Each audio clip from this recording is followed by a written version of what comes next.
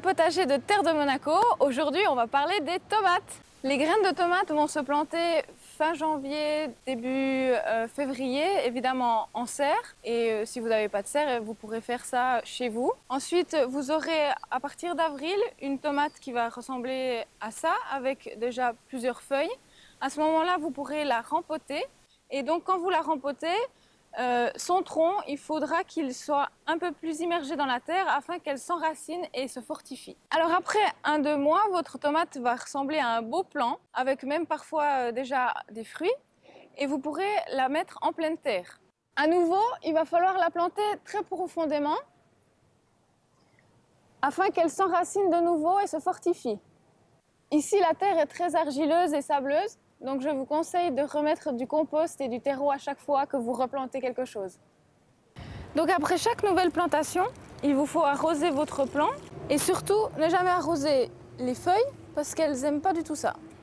Alors si vos fleurs de tomates n'arrivent pas à faire le fruit et qu'elles tombent en fait de votre plant, ça voudra dire que ça manque un peu de nutriments, donc rajoutez un peu de fumier ou de compost ou des terreaux à la surface du sol, grattez pour que ça se mélange et elle va reprendre l'envie de faire des fruits. Donc on va pouvoir enlever les gourmands au fur et à mesure que votre tomate va croître. Ça va la fortifier, vous aurez un peu plus de fruits, elle va se concentrer en fait, disons, sur un seul tronc.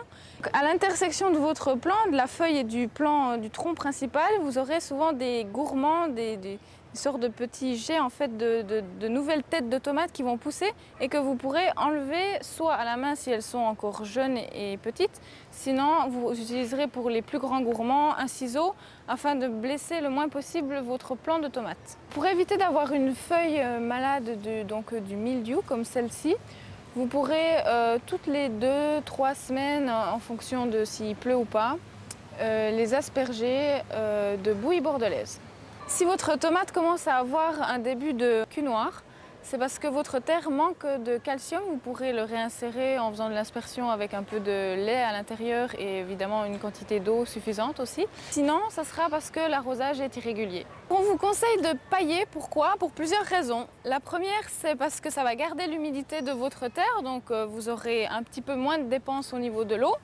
Ça va éviter aussi de désherber trop souvent et surtout, ça va conserver l'écosystème qui est en dessous, protéger les racines, les bactéries, tout cet écosystème qui travaille dans votre terre. Tous les conseils qui sont donnés ici sont également possibles et sont utilisés pour tout ce qui est jardinière ou balcon. C'est le même principe. On va continuer, donc vu qu'on est dans les tomates, et on va faire une petite recette de bruschetta. Vraiment la version la plus simple qui soit parce qu'on n'a jamais le temps de rien. Alors c'est très simple, vous allez prendre un peu quelques tranches de pain, vous allez pouvoir les griller et vous allez préparer vos tomates. Donc on va simplement les tailler. Des tomates de différentes saveurs, de différents goûts, de différentes couleurs. Mettre un peu de gaieté dans ces assiettes.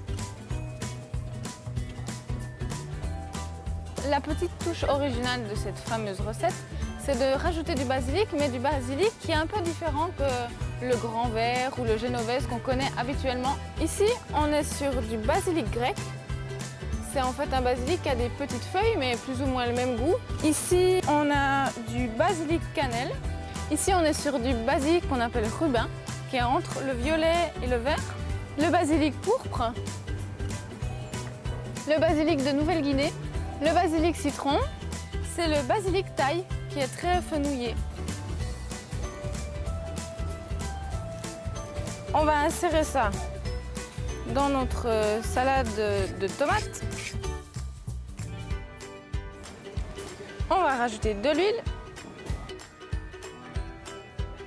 Et le pain, on va le frotter avec un ail.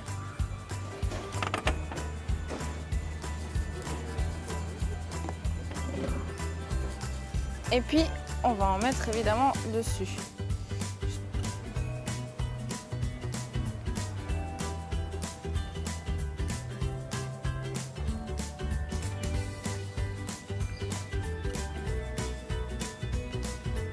Alors voici les fleurs d'ail d'Afrique du Sud. Donc c'est une fleur comestible qui a un léger goût d'ail. Voilà, la recette est terminée. J'espère que vous saurez bien planter les tomates et comme ça vous pourrez les déguster.